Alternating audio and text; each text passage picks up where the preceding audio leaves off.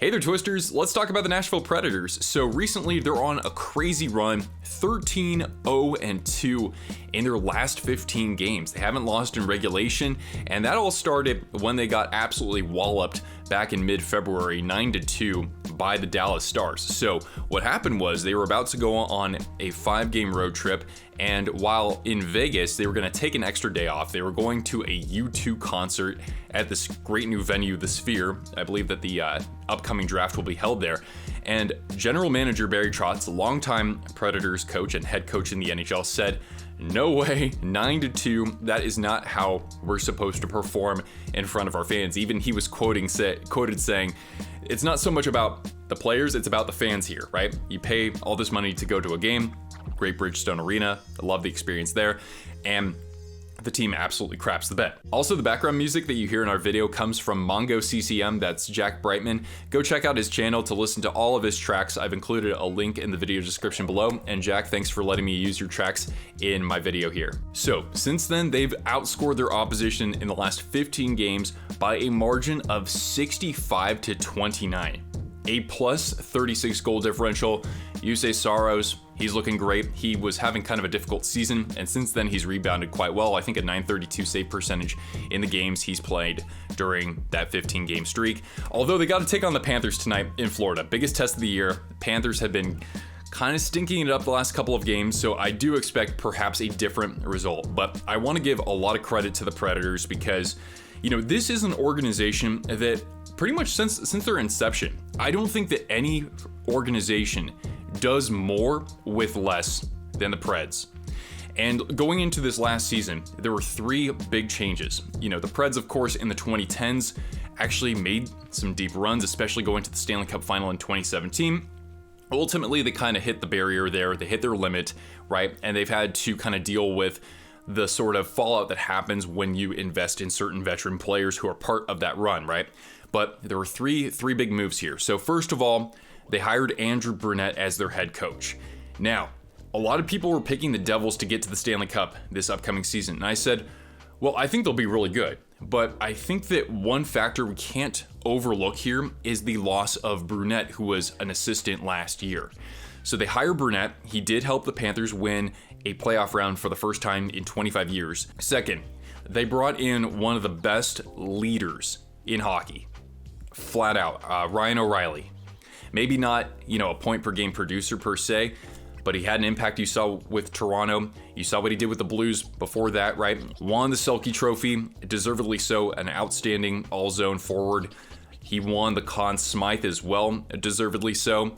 And so that guy's a proven winner, and he's a great veteran presence for that group. They do have lots of other veterans in that group, but we're talking about somebody who's been deep in the playoffs before and can be a great leader in the locker room and on the ice. And then third, of course, Barry Trotz stepping in as general manager. Now, he was sort of transitioned into that role about this time last year, but this is his first full season in that role. He took over for David Poile, who had been there as general manager the whole time.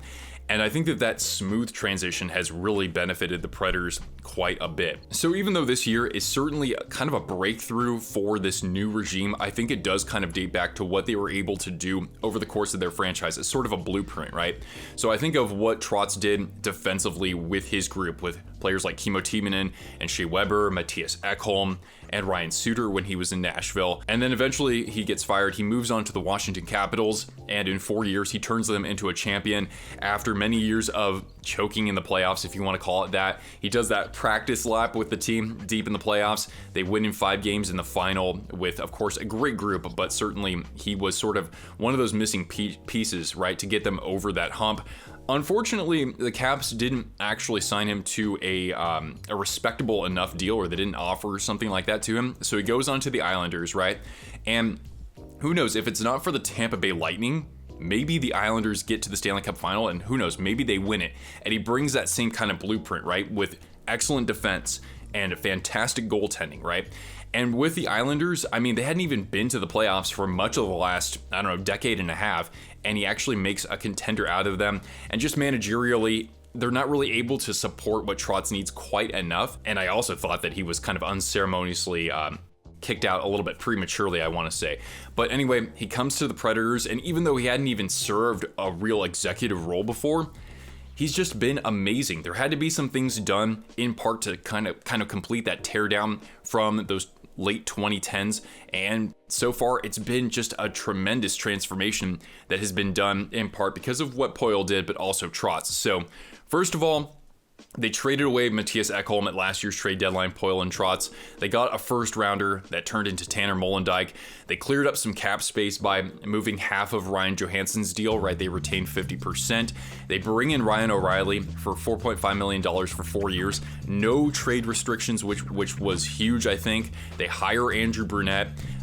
Basically instilling a no one is above anybody else mindset in that organization. And you look at other success stories on this roster, Gustav Nyquist at 34 years old gets plugged into the top line. He's actually rewarded. He's having the best season of his career. He's going to easily break his franchise or his career high in points. You look at somebody like Tommy Novak, he continues to develop smoothly, and the Preds get him for a steal in the prime of his career for the next 3 years. 3 years at $3.5 million annually. That's a heck of a deal for a guy who's going to even build on top of what he's already provided. But you think about how they cleared up cap space from the Johansson move, right? Like, that's one way that they're able to afford some of these players and not have to give up a lot in return. And they've also stockpiled draft picks for themselves pretty well. So with this run, the Preds have all but punched their ticket to the playoffs. I don't think that they're going to eclipse or usurp any of the 3 positions above them. But when you have a team like this that wasn't supposed to necessarily be here, they're playing with house money, and we know the Predators, right? When they are that wild card, when they are overlooked, when you look at their forwards and say, all right, they got Forsberg, but who else? O'Reilly, he's getting kind of old, right? That's a team who can be particularly scary, ride a hot goaltender like Jussi Saros, and do some damage in the playoffs, versus a team that might be expected to make a deep run like the Dallas Stars or the Colorado Avalanche. You could add the Jets or the Canucks in there as well. They could be possibly a first round matchup for the Preds. And then when you look at them going forward, right, they have some of the most cap space available right now, and credit to them, they haven't had any significant injuries recently, so they don't have anybody on LTIR. So they have over $6 million in cap.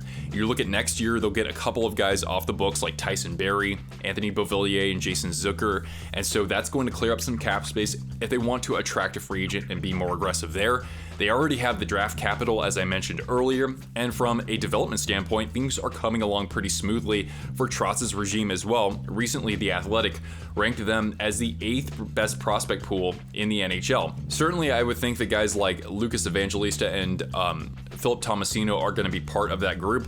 One guy who I wrote an article about a few years ago before the 2021 draft, Zach LaRoe, has been coming along pretty smoothly with the Milwaukee Admirals. He's got 41 points in 54 games. Joakim Kemmel was also part of that draft class, 34 points in 53 games. And besides them, you also have Tanner Mollendijk, as mentioned earlier, from the Ekholm trade. Matthew Wood, I don't really know too much about him, but the idea here with the Predators is that they know how to bring in these players and create a very competitive environment, not just at the NHL level, but below that at the AHL level. The Milwaukee Admirals are almost always at the top of their division. They're at the top of their division right now. They also got Ozzy Weisblatt on loan. So what they're doing is just being very resourceful, and they're able to create a very competitive environment with these players, even if they don't have a top 5 draft pick. So overall, I think here with Trotz, he's been able to make some very surgical, calculated moves in order to prevent this team from having to completely tear things down and go through the same woes that maybe another team who was competitive during that decade, like my Sharks, for example, like they haven't had to experience anything that bad. They've been able to make some moves to clear up some cap space, stockpile draft picks where they can, and of course, as I mentioned just a moment ago, create the competitive environment and have the right leadership in that locker room as well from guys like Roman Josi, of course, the longtime captain, and Ryan O'Reilly. And one last thing here before I go. So for anybody in the Raleigh area on Thursday, March 28th, I'll be at the Carolina Hurricanes game against the Detroit Red Wings. So if anybody's going to the game or lives in the area and wants to meet up, you can find me at Backyard Bistro from about 4:30 until about 6:15. First couple of people who show up, I'm happy to buy you around, and it'd be awesome to meet some Twisters in the area, whether you're a Hurricanes fan or not. And I might also go to the practice the next day. I think there's one scheduled for March 29th at Invisalign Arena at noon, so feel free to reach out if that's something you want to check out with me as well. And if you're going to the game and just want to say hello then, you can find me in section 119. I'll be in row S, seat 5, so feel free to say hi. Anyway, guys, what do you think of these Nashville Predators? Is this a blueprint for a team that could make a deep run in the playoffs, or is there something missing? Let me know your thoughts about that in the comments down below. And stick around for more content. We'll be covering the NHL through the playoffs, especially. We'll have lots of live streams with play-by-play audio. And yeah, it'll be a great way to, of course, connect with more Twisters from the Predators fan base and other fan bases around the NHL. So anyway, thanks so much for watching, guys. Leave a thumbs up and stick around for more content, and I'll see you around for the next one.